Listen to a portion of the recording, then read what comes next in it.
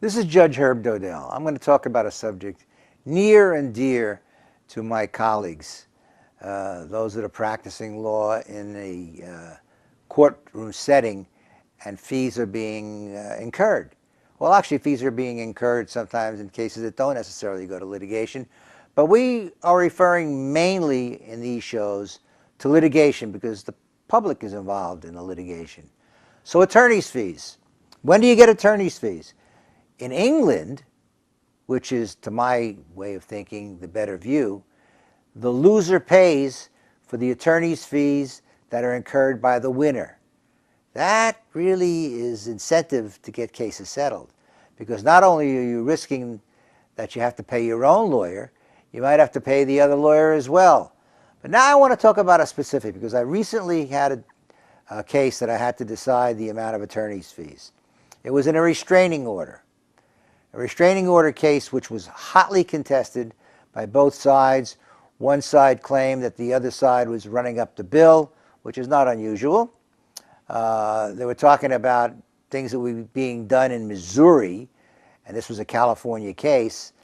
And when I decided against the restraining order, basically denied the petition for a restraining order, it meant that the respondent, and again, I like to give you definitions of the various words. In restraining order cases, the respondent is the answering party. It's the party against whom you are seeking a restraining order. The party seeking the order is called the petitioner.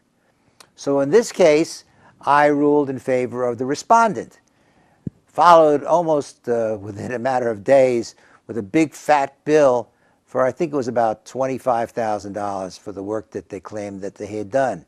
Now, there's a case in California called Adler versus Vicious, which allows for the succeeding party, the prevailing party, to get attorney's fees. All we need to do as the bench officer, having heard the case, is to decide whether the fees were reasonable.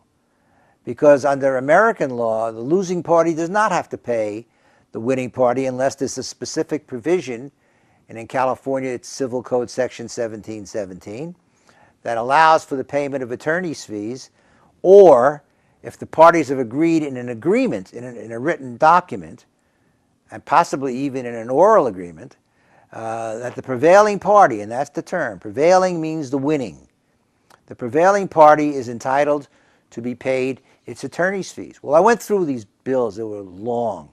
I remember taking it home and working on it at home.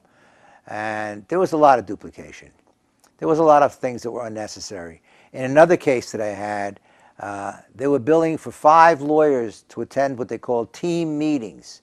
It was an involved litigation, no question about that. But they also billed for 5 people sitting through a 3-week trial.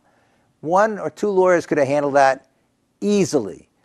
And so it becomes a feeding frenzy.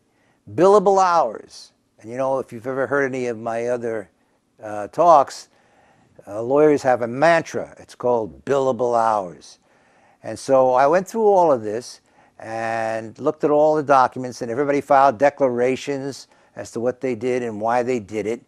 And at the end of the day, in the case that I had heard in the restraining order court, and this goes back maybe, not that long actually, maybe 2 years, I knocked it down to about $18,000.